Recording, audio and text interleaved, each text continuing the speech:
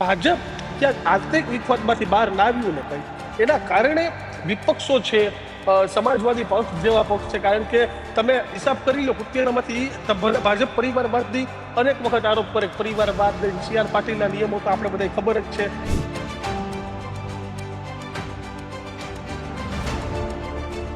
કુતિયાણાના જંગને high voltage બનાવ્યો કોણે? તો સૌથી પહેલા ભાજપે અને ત્યારબાદ પોલીસે. કારણ કે એક બાદ એક લેટર કાર્ડ હોય, તમે શરૂઆતમાં જુઓ તો એક રાજકોટના જ એક નેતા કે તેના ઉપર ઘણા બધા આરોપ હતા એવો લેટર, ત્યારબાદ ધવલ દવેનો લેટર આપણી સામે છે.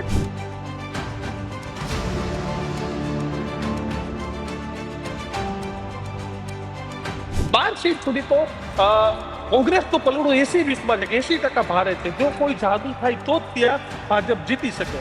બીજી બાજુ ભાયાવદરમાં પણ એક પ્રકારની સ્થિતિ, કારણ કે કડવા પાટીદારની 14 સીટ અને રાજકોટથી પણ એક રીતે જબરદસ્ત રીતે મહેનત થતી હતી. ત્યારે રાજુલામાં પણ પહેલી વખત, જાફરાબાદમાં એવું થયું કે પહેલી વખત કોંગ્રેસે મેન્ડેટ તો આપ્યો, પણ કેટલાય મેન્ડેટ ખેંચાઈ ગયા. પ્રતાપ ગુજરાતે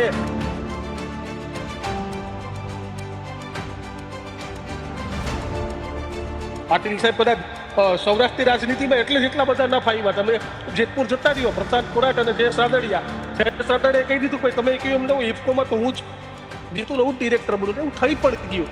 જોકે કદાચ વાર્તા એવી પણ છે કે પાટીલ સાહેબે પછી રાદડિયાનો નગરપાલિકાની ચૂંટણીમાં દાવ લઈ લીધો. આખા ગામમાં હોય, આપણે વાત છે ને, ગામ હોય ને 5 હોય, તો આમાં 5 હોય અને એના કારણે તમામ લોકોને સાંભળવું પડે. ભાવિક નમસ્કાર, અમારી વિશેષ રજૂઆત ગર્જનાદમાં આપનું સ્વાગત છે. હું છું આપની સાથે ભાવિક. લોકશાહીનો પર્વ એટલે ચૂંટણી કહેવાય છે અને ચૂંટણીમાં મતદાન કરવું જવું એ આપણા સૌ માટે એક ભાગ્યની વાત હોય છે. 18 વર્ષથી વધુની ઉંમરના લોકો છે, તેમને મતદાનનો લાવો મળતો હોય છે. ને આજે સ્થાનિક સ્વરાજ્યની ચૂંટણીનું મતદાન થયું. 6 વાગ્યા સુધીમાં લગભગ બધી જ જગ્યાએ મતદાન પૂર્ણ થયું છે. ક્યાંક ઓછું મતદાન તો ક્યાંક સૌથી વધુ મતદાન થયું છે. તેના વિશે ચર્ચાઓ કરવી છે. અને આખા આજના દિવસમાં શું થયું, કારણ કે ક્યાંક બબાલના દ્રશ્યો સામે આવ્યા હતા, તો ક્યાંક મશીન ખોટકાયા હોવાના સમાચાર સામે આવ્યા હતા. ઉમેદવારોના EVMમાં ભાવિ છે તે કેદ થયા છે, એટલે કે જનપ્રતિનિધિ બનાવવા માટે લોકોએ આજે પોતાનો મત આપ્યો છે. સૌથી વધુ જો ચર્ચા થઈ હોય તો જુનાગઢ અને કુતિયાણાની બેઠક હતી, રાણાવાવની બેઠક હતી, કે ત્યાં કાંદલ જાડેજા છે, એમના ભાઈ કાના જાડેજા, એમને લઈને પણ ચર્ચાઓ થઈ હતી. એ મતદાન કરવા ગયા, ત્યારબાદ એમની પ્રતિક્રિયાઓ પણ સામે આવી હતી. સૌ કોઈ સાંભળ્યું છે કે જીતનો વિશ્વાસ અપાવ્યો છે. આ આખા મુદ્દે વાત કરવી છે ને આપણી સાથે અમારા સહયોગી દીક્ષિત જોડાયા છે. સીધી એમની સાથે જ ચર્ચા કરીએ. દીક્ષિત, આજે 6 વાગ્યા સુધીમાં લગભગ મતદાન બધી જગ્યાએ પૂર્ણ થયું છે. ક્યાંક ઓછું મતદાન તો ક્યાંક વધારે મતદાન થયું છે. લોકો જાગૃતિ સાથે મતદાન કરવા પહોંચ્યા હતા. લોકો લગ્ન પ્રસંગ અડધો મૂકી અને ત્યાં મતદાન કરવા માટે પહોંચ્યા હતા, પણ ક્યાંક ઓછું મતદાન થયું છે. બિલકુલ ભાવિક, ક્યાંક ઓછું મતદાન, ક્યાંક વધુ મતદાન. પરંતુ આજે આપણે વાત કરવી છે મુખ્ય ચહેરાઓની. એ વાત છે પ્રશાંત કોરાટ અને જયેશ રાદડિયાની લડાઈની. એ વાત કરવી છે કે જે જબરજસ્ત રીતે આ ભૂકંપ રાજકોટ જિલ્લામાં સર્જાયું, આવું ક્યારેય નથી થયું. કારણ કે એક બાદ એક લેટર કાર્ડ હોય, તમે શરૂઆતમાં જુઓ તો એક રાજકોટના જ એક નેતા કે તેના ઉપર ઘણા બધા આરોપ હતા એવો લેટર, ત્યારબાદ ધવલ દવેનો લેટર આપણી સામે છે, ત્યારબાદ છેલ્લે મહેન્દ્ર પાડલિયાનો લેટર પણ સામે આવ્યો. એટલે આવા અનેક લેટર, અને જે રીતે અલ્પેશ ઢોલરિયાએ પોતે પ્રચારની કમાન સંભાળવી પડી, ભાયાવદર હોય, ઉપલેટા હોય, આ 2 વિસ્તાર રાજકોટ જિલ્લાના સૌથી કઠિન 2 વિસ્તાર, ભાયાવદર અને ધોરાજી.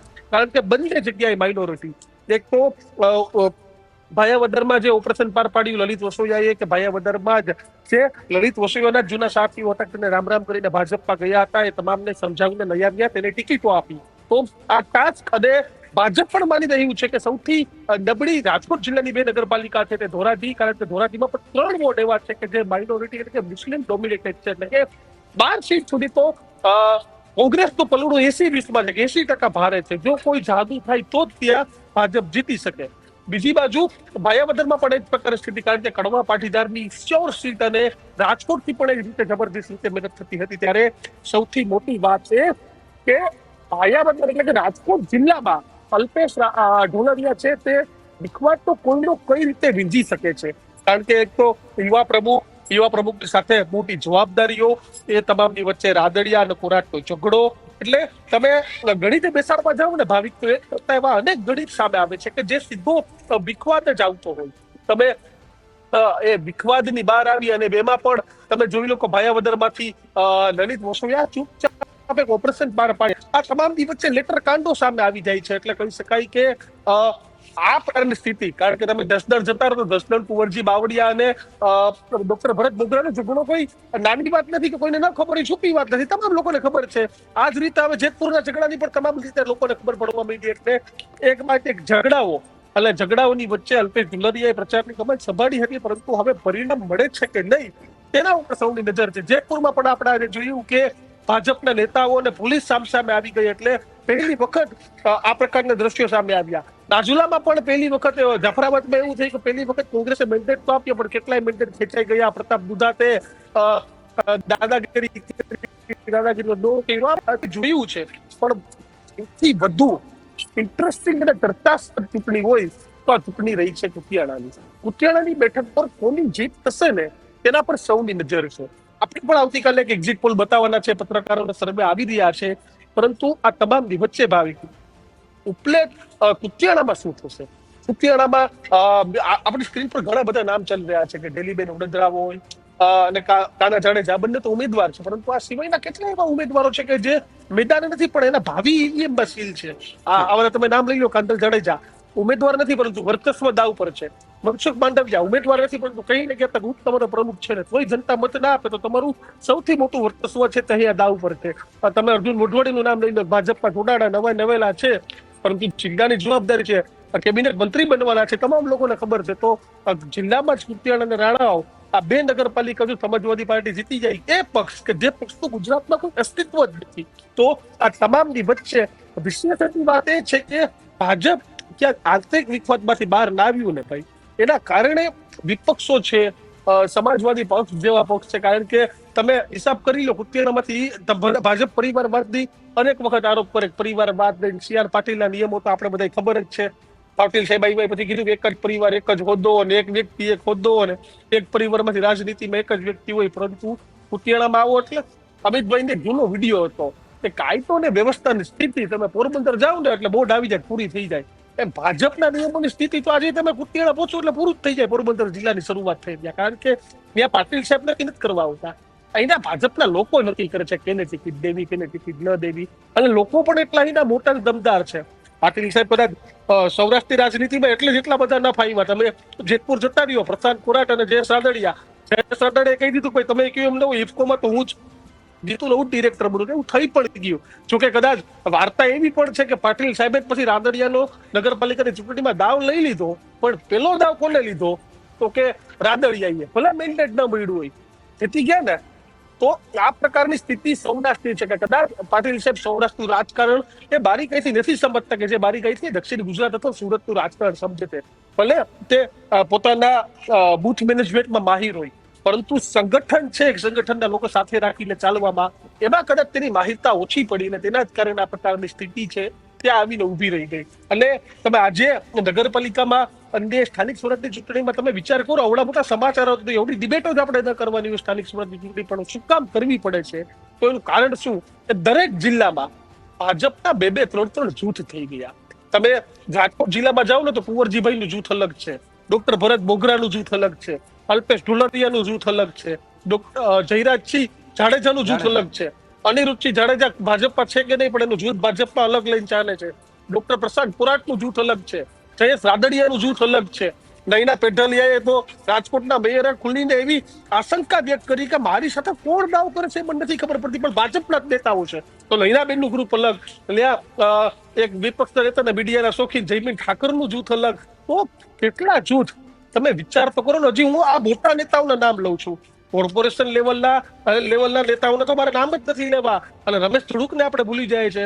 રમેશભાઈનું આખું ગ્રુપ હતું અને દિલ્હીથી ને ભાવનગરથી એક્સપોર્ટ થઈને એક નેતા આવ્યા પોરબંદરમાં, પણ એ નેતાનું રાજકારણ છે ગોંડલ સુધી લાગે, મનસુખભાઈ માંડવિયાનું. તો મનસુખભાઈ કાર્યાલય કરે, લા કરે, સભાઓ કરે, તો બધું સોફિસ્ટિકેટેડ છે. સૌરાષ્ટ્રની પ્રજા છે. એટલે મેં તમને રાજકોટનું ઉદાહરણ આપ્યું. તમે રાજકોટથી આગળ જાઓ, રાજુલા, સાવરકુંડલા, અમરેલી, તો ત્યાં ઓલરેડી હીરા સોલંકીનું જૂથ હતું. એટલે તમે અમરીશ ડેરને લઈ આવ્યા. એટલે અમરીશ ડેરે પણ આજે ભલે બંધમાં કોસવાતા હતા, પણ અમરીશ ડેરે પણ નિવેદન શું આપ્યું? મારો તારો તારો મારો એવું નથી. અમરીશભાઈ ડેર આખી નગરપાલિકા નક્કી કરતા.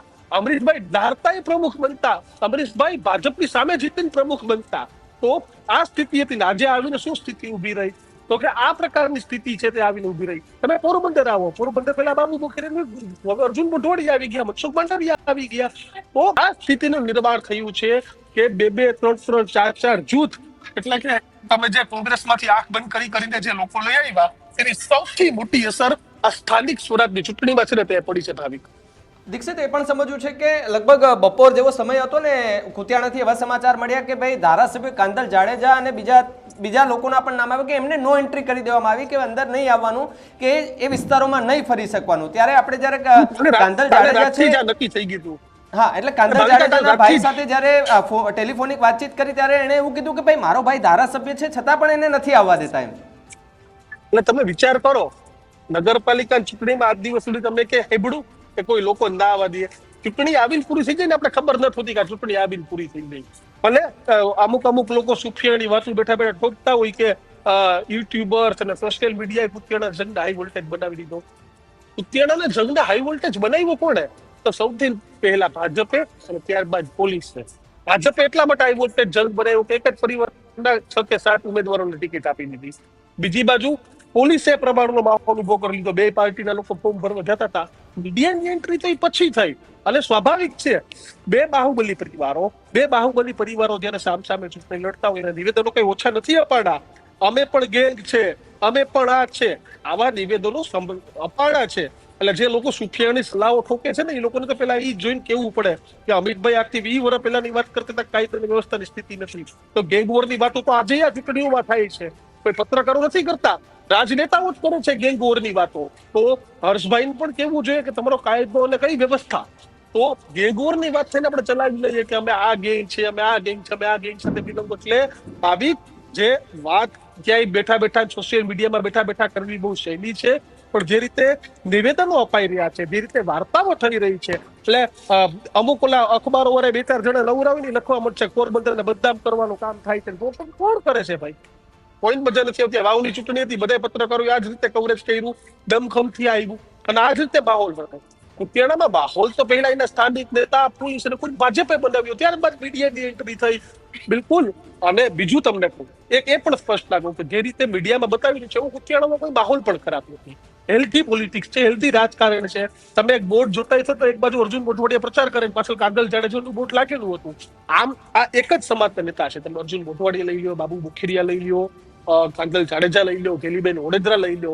પરંતુ જે પક્ષીનું રાજકારણ. અને બીજું, કાંધલ હવે તો ચૂંટણી પૂરી થઈ ગઈ, પણ કાંધલ જાડેજા છે, તમે સિક્કો મારીને કહો કે સમાજવાદી પાર્ટીમાંથી ઉભા થયા એટલે જીતા, એવું કઈ પક્ષનું વર્ચસ્વ હતું અહીંયા?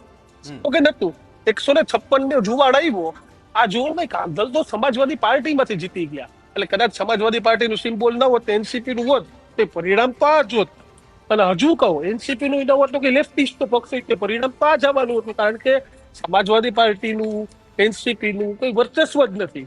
અહીં વર્ચસ્વ વ્યક્તિ વિશેષનું હતું અને એના કારણે આ પરિણામ મળ્યું. ભાવે અને આખો માહોલ, કારણ કે બે દબંગ પરિવારો, બધાને ખબર છે કે કોટડા પરિવારથી, એટલે કે ઓડેદરા પરિવારમાંથી બિલોંગ કરતા ઢેલીબેન છે, જાડેજા પરિવારમાંથી બિલોંગ કરતા કાંધલ જાડેજાના સગા નાના ભાઈ કાના જાડેજા. અને આ પરિવારો જયારે ચૂંટણી લડતા હોય ત્યારે માહોલ બનવાનો.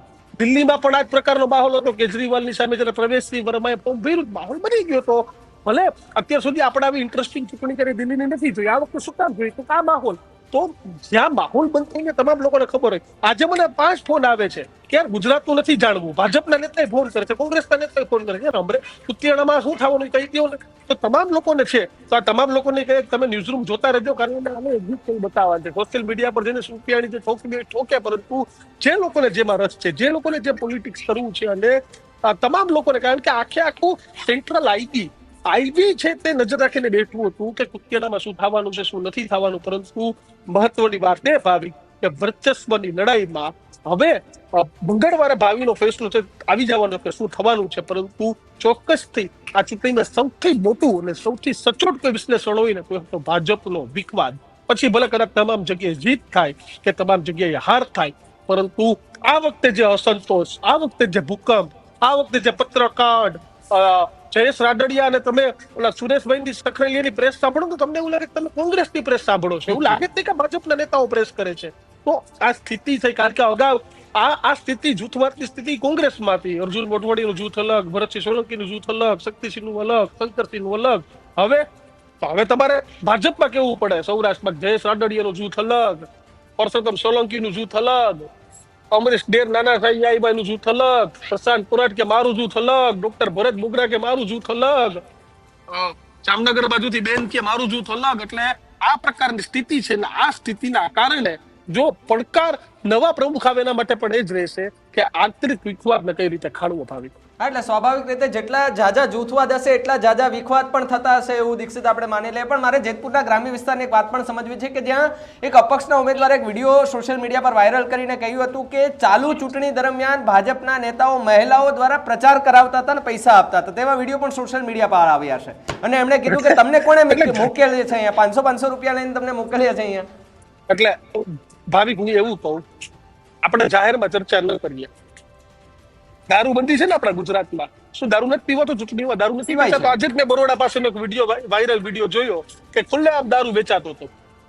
અચ્છા, તમે કોઈ પણ નેતા ઈમાનદારીથી એવું કહી દે કે હું ચૂંટણી જીત્યો, એકાદ બે કિસ્સાના વાત કરતા હું એક બે કિસ્સા કહું છું. ઘણા નેતાઓ ખુદ થઈને દારૂ પીવડાવે છે. શું દારૂ પીવડાવ્યા વગર એક પણ ચૂંટણી જીતાય છે? નથી જીતાતી. એમાં સૌથી પહેલો વાક એ જે નેતાઓનો નથી, મતદાર તરીકે પહેલો વાક આપણો છે કે આપણે દારૂ માંગીએ છીએ. મતદારો દારૂ માંગે છે અને દારૂ પી અને કોણ દારૂ દઈ જાય એ જોઈને આપણે મતદાન કરતા હોય તો આપણે ડૂબી મરવાની વાત છે. પૈસા લઈને આપણે મતદાન કરતા હોય તો આપણે ડૂબી મરવાની વાત છે. કારણ કે 5-15 મિનિટ માટે તો કદાચ આપણે ગમશે પૈસા, પણ પછી આપણી ઘોર ખોદાઈ જવાની છે. કારણ કે તમે જે નેતાઓ તમને પૈસા લઈને ખરીદી જશે ને એટલે તમારા કામની કોઈ મતલબ નહીં. કેમ કે તમે જમીનથી મતદાન કરશો તો કેવા થશે? કઈ મેં તમને બતાવી પડે ને મારું આ કામ છે, કામ પૂરું કરો. પરંતુ કમનસીબી છે કે કામ જોઈને આપણે મતદાન નથી કરતા. આપણે પૈસા, દારૂ, બીજા અનેક નાની મોટી લાલચમાં, હું બધાની વાત નથી કરતો, પરંતુ એક ચોક્કસ જૂથ આખા ગામમાં હોય. આપણે વાત છે ને ગામ હોય ને 5 હોય, તો આવા 5 હોય એટલે એના કારણે તમામ લોકોને સાંભળવું પડે. ભાવિક ના બરાબર છે, સાચી વાત છે. કારણ કે આવી રીતે થાય ત્યારે બધું અંદરનો વિખવાદ છે ખુદ ખુલ્લીને બહાર આવી જતો હોય છે. આપણે સ્વાભાવિકપણે માની શકીએ કારણ કે અંદરના ડખા છે એ એમના મોઢે જ બોલાવી દેતા હોય છે.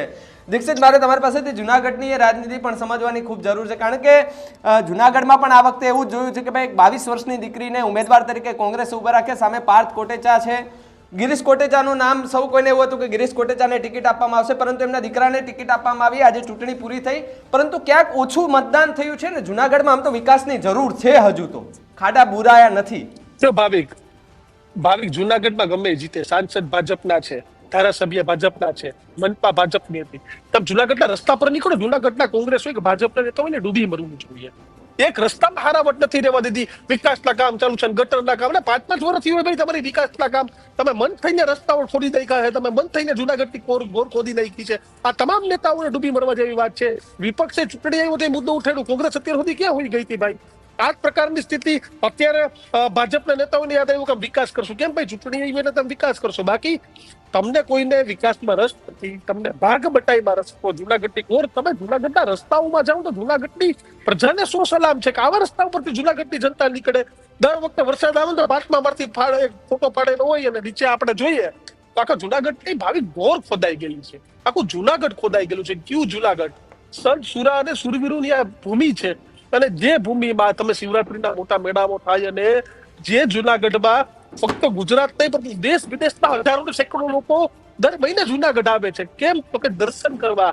એક પવિત્ર, તમે ગુજરાતને જુનાગઢ મૂકી દો તો જુનાગઢ અલગ તરીને આવે. તે આખું એક અલગ ધાર્મિક સ્થાન છે. તો આ જુનાગઢની ગોર આ નેતાઓએ બધા ભેગા થઈને કૂદી નાખી ભાવિક, અને તેના કારણે મતદાન ઓછું થયું હોય તો જુનાગઢની પ્રજાનો એટલો જ વાંક છે. તમારો ગુસ્સો જેના પર તળુએ કાઢવો જોઈએ. અથવા તો ઓછું મતદાન છે ને ભાજપ માટે પણ ચિંતાના સમાચાર છે. પરંતુ ભાજપ મહાનગરપાલિકા એટલે બનાવી લેશે કે ભાજપ 12-15 બેઠકો તો ચૂંટણી લડ્યા પહેલા જીતી ગઈ. તો કોંગ્રેસની પણ કમનસીબી હતી.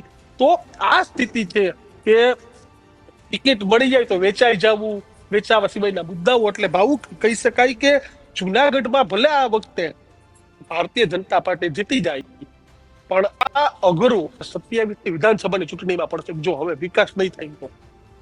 હા, એટલે કદાચ મને એવું લાગે છે કે એક વિડીયો આપણી પાસે આવે તો જુનાગઢની જનતા થોડી જાગૃત થઈ ગઈ છે, કારણ કે અડધી રાત્રે જ્યારે વિકાસના કામો અને રાતે 3:30 વાગ્યા રોડ બનાવવા નીકળી જાય છે ચૂંટણી આવે ત્યારે, અને વિડીયો બનાવીને વાયરલ કરે છે, એટલે સ્વાભાવિકપણે જનતા પણ હવે જાગૃત થઈ ગઈ છે અને જાગૃત થવું પણ જોઈએ, કારણ કે તમે જે મત આપો છો એ તમારો અધિકાર છે. તમારા અવાજ, જો તમે મત નથી આપતા તો તમે કઈ રીતે અવાજ ઉઠાવી શકશો? તમે મત આપ્યો છે તો સૌથી કિંમતી મત તો એ છે તમારા નેતાને તમારે સવાલ કરવાનો હોય છે. પરંતુ અહીંયા કેવું થાય છે કે નેતાને સવાલ કરવા જાય છે, નેતા એમ કહી દે છે લે બોટલ, લે ભાઈ પૈસા, બેસી જા ને ભાઈ થઈ જશે તારું કામ. એટલે આવી સ્થિતિનું નિર્માણ અત્યારે ગુજરાતમાં થઈ રહ્યું છે ને આવા નેતાઓ છે એ નેતાઓ બેફામ રીતે ફરી પણ રહ્યા છે. આપણે નામ નથી લેતા, ઘણા બધા ભાવિક આમાં એક છેલ્લે આપણે એક ચર્ચા કરી દઈએ. એક મુદ્દો રહી ગયો. આ મુદ્દો છે ચોરવાડનો. મીડિયાએ બધી જગ્યાએ ધ્યાન આપ્યું, પણ ચોરવાડ થોડું ઓછું ધ્યાન આપ્યું. પણ ચોરવાડમાં બે ભાઈઓની જોરદાર લડાઈ છે, રાજેશ ચુડાસમા અને વિમલ ચુડાસમા. વિમલ ચુડાસમા તમે વિચાર કરો, ધારાસભ્ય હોવા છતાં પણ નગરપાલિકાની ચૂંટણી લડાઈ છે. શું કામ? તો ખાલી આ વર્ચસ્વની જંગ છે. અને રાજેશ ચુડાસમાએ પણ પહેલી વાર આ દમખમથી અહીંયા પ્રચાર કર્યો છે.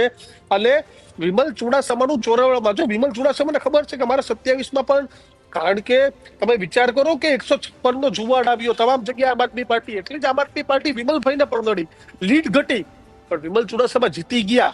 આ તમામ કોયડાઓ વિધિ એટલે તે વિધાનસભા પહોંચી ગયા. પણ વિમલભાઈને ખબર છે કે હવે 27માં જીતવું હોય છે ને તો ચોરવાડ મારી પાસે હોવું જરૂરી છે, કારણ કે જે એનો બેઝ છે તે ચોરવાડ છે. વિમલ ચુડાસમાનો ચોરવાડ થી મજબૂત થશે તો ધારાસભ્ય 27માં બની શકશે. એટલે તમામ લોકોનું ગણિત છે ને આ 2027 જે જયેશભાઈની પણ 2 નગરપાલિકાની ટિકિટ કપાડી ને, ભલે 42 એને કીધા આપી દીધી, પણ 2 કપાડી એટલે શું વાર્તા ચાલુ થઈ ગઈ કે આપણે ભાજપે ટેસ્ટર અડાડ્યું હતું, કઈ થયું નહીં તો 70 કદાચ જયેશભાઈની ટિકિટ કાપી નાખે. એટલે આ પ્રકારની સ્થિતિ છે ભાવિક. પરંતુ મેં પહેલા કીધું ને કે CR પાટીલ પછી કોઈ પણ એક VR ની વાત આવી છે કે VR ને રિપીટ કરે તો નવાય નહીં, પણ જે પ્રમુખ આવે એને, પરંતુ મને લાગે છે ત્યાં સુધી પ્રમુખ પણ સૌરાષ્ટ્રનો આવશે, કારણ કે સૌથી વધુ વિખવાદ સૌરાષ્ટ્રમાં છે. ત્યારે જે પણ વિખવાદ થાય, જે કઈ નવા જૂની થાય, પરંતુ સૌરાષ્ટ્ર વિધુ કોઈ પણ પ્રમુખને આવતું અઘરું થઈ જવાનું છે ભાવિક. છેલ્લે દીક્ષિત, ટૂંકમાં મારે એ પણ સમજવું છે, કોડીનારની રાજનીતિ પણ થોડી સમજવું છે. ત્યાં પણ રસાકસીનો ખેલ હતો, દિનુભાઈ સોલંકીના વિડીયો પણ સામે આવતા હતા, ઝઘડા ઝઘડીના, ગાળાગાળીના વિડીયો સૌ કોઈ જોજો. ફોર્મ ભરવાથી લઈને કાલ રાત સુધીના જે વિડીયો સામે આવ્યા તે પરથી જોઈ શકાય છે કે ભાઈ ઉમેદવારોને, બીજા પક્ષના ઉમેદવારોને પોતાની તરફ આકર્ષવા માટે થઈને એ લોકોએ જે બધું કર્યું અને પછી લઈ લીધા. એટલે ઘણી એવી સીટો છે કે બિનહરીફ રીતે ત્યાં એ જીતીને આવ્યા છે. પરંતુ આજે દિનુભાઈ એ ઉમેદવારો સાથે ટ્રેક્ટરમાં લઈ ગયા હતા કે ચાલો હું બધાને ટ્રેક્ટરમાં મતદાન કરવા માટે લઈ જાઉં. ભાવિક આમાં કેવું છે ખબર છે, દિનુ બોગા સોલંકી એટલે જુનાગઢના સાંસદ રહી ગયા. અને જુનાગઢના સાંસદ નગરપાલિકાની ચૂંટણીમાં જે નિવેદનો આવ્યા ને, જે જેતપુર સ્થિતિ હતી ને, એ સ્થિતિ તમે જોવા જાવ ને તો એ સ્થિતિ આવીને ઉભી રહી ત્યાં કોડીનારમાં. તમે વિચાર કરો, કોડીનારમાં તો નથી ખરાબ કે ભાજપના દિગ્ગજ નેતા નંબર 2 સાહેબના ખૂબ અંગત ગણાતા દિનુ બોગા સોલંકી તેના કલેક્ટર અને SP વિરુદ્ધ નિવેદનો આપવા પડે. એટલે ક્યાંય ગયો ઓલો કલેક્ટર, ક્યાંય ગયો ઓલો અધિકારી. આ ઘટનાક્રમ પણ એવો છે કે ભાજપના એક જૂથ કે જે દિનુભાઈ કેમ કલેક્ટર કે SP ન કરે તે માટે મહેનત કરતું હોય, અને બીજું જૂથ પોતાનું કહેવું, જો અધિકારીઓ ભાજપનું કહેવું કરે છે, આખું હકીકત છે. ભાજપના નેતાઓનું કહેવું કરે, કારણ કે ભાજપ સત્તામાં છે, ભાજપ સરકારમાં છે, ભાજપ કેમ થવાનું છે. એટલે અધિકારીઓ પણ બિચારા છે, ખબર છે કે મારે સારા ક્રીમ પોસ્ટિંગ જોતા હશે તો મારે ભાજપના નેતા પણ એમાં પણ હવે અઘરું કહે છે ખબર ક્યાં નેતાનું કેવું કરવું. અમરેલીમાં એક નેતાને કેવું કર્યું તો આજે SP ઉપર લટકતી તલવાર આવી ગઈ, ત્યાં કોંગ્રેસ થઈ ગયું. વીરજીભાઈ હમણાં રાતે પાછા પહોંચી ગયા હતા, પછી સરગત પછી તમે નવો કયો કાંડ લઈ આવ્યા ભાઈ. તો ગીર સોમનાથ જિલ્લામાં પણ એક પ્રકારની સ્થિતિ છે કે રાજેશભાઈ ચુડાસમા કેમ પોલીસ કરે, દિનુ બોગા સોલંકી કેમ પોલીસ કરે, કે બીજા ત્યાંના ભાજપના સ્થાનિક નેતાઓ છે પોલીસને કહેવાનું. એટલે આ સ્થિતિનું નિર્માણ છે. પણ મને એવું લાગે છે કે ભલે ઉપર ગોઠવેલું હોય છે દિનુભાઈનું, પણ નીચે સરકારમાં દિનુભાઈનું કે નથી ગોઠવાડું, એટલે સ્થાનિક પોલીસ કે તંત્રનું કેવું નથી કરતું. દીક્ષિત, ખૂબ ખૂબ આભાર અમારી સાથે જોડાવા બદલ, આખી આ ચર્ચા કરવા બદલ. તો જે રીતે આખી આ ચર્ચા કરી અને જે ચૂંટણી યોજાઈ હતી ને, ચૂંટણી અંતર્ગત જે મતદાન થયું છે, ક્યાંક ઓછું મતદાન થયું છે તો લોકોમાં જાગૃતિ નહીં ફેલાયો એવું પણ આપણે માની લઈએ છીએ. પરંતુ જ્યાં લોકો સવારથી જ લાઈનોમાં ઊભ્યા હતા અને જે વિવાદો અને વિખવાદો જે ચાલી રહ્યા છે સતત 1 મહિનાથી, તેને લઈને પણ ક્યાંક લોકો નારાજ હોય ને કદાચ મતદાન કયા તરફી કર્યું હોય એ તો ખબર નહીં પડે. એ તો ખબર પડશે આપણે 18 તારીખે જ્યારે પરિણામ આવશે ત્યારે. પરંતુ અત્યારે જે ઉમેદવારોનું જે ભાવિ છે એ બધા જ ઈવીએમમાં કેદ થઈ ગયું છે. ક્યાંક ઈવીએમ ખોટકાયા હતા અને બધી દ્રશ્યો જોયા હતા. વિવાદ વિખવાદ થયો હતો, ઝઘડાઝઘડી થઈ હતી, ગાળાગાળી થઈ હતી, પોલીસના કાફલા ઉતારવામાં આવ્યા હતા. આવું ચૂંટણીમાં થતું હોય છે. પરંતુ ચાલુ ચૂંટણી, ચાલુ મતદાન દરમિયાન જો પ્રચાર પ્રસાર ચાલુ હોય તો પછી આચારસંહિતાની ને જે વાતો, એ કાયદો અને વ્યવસ્થાની વાતો કરતી પોલીસ, એ બધી ત્યારે ક્યાં જાય છે તેના પર પણ ખૂબ મોટા સવાલો થતા હોય છે. અપક્ષના ઉમેદવારો જ્યારે રંગે હાથ પકડે છે કે આ તો ભાજપના મહિલાઓ છે કે ભાઈ 500 રૂપિયા એમને આપ્યા છે ને અહીંયાથી એ લોકો પ્રચાર કરવા માટે નીકળ્યા છે કે પ્રચાર કરો તમે ભાજપ માટે, તો આ તો એક જાતની તાનાશાહી કહેવાય કે ચાલુ ચૂંટણી દરમિયાન તમે લોકોને પૈસા આપીને પ્રચાર કરવા માટે મોકલો છો ને દબાવીને એવું કહો છો કે ભાઈ અમારામાં મતદાન કરજો ને આ જ બટન દબાવશો. પરંતુ આખી આ ચર્ચા કરી, હવે આવતીકાલે જ્યારે એક્ઝિટ પોલ આવશે તેમાં સ્પષ્ટ ખબર પડશે કે કયા ઉમેદવારને કેટલું વોટિંગ છે અને ક્યાં કેટલું કોનું જોર છે, વર્ચસ્વ છે, એ બધું જ ખબર પડશે આવતીકાલે. તો જો તમે અમારી આ ચેનલ જોતા હો તો અત્યારે સબસ્ક્રાઇબ કરી લેજો, કારણ કે કાલે સચોટ એક્ઝિટ પોલ તમને સવારથી જ મળવાના છે ન્યૂઝરૂમ ગુજરાત પર. ચેનલને સબસ્ક્રાઇબ ન કરી હોય તો પહેલાં તો અત્યારે જ સબસ્ક્રાઇબ કરી લેજો, બેલ આઇકનને દબાવી દેજો, જેથી કરીને પડે પડના પોલિટિકલ સહિતના જે સમાચારો છે એ સચોટ તમને તમારા મોબાઈલ પર તરત જ મળી રહે. નમસ્કાર.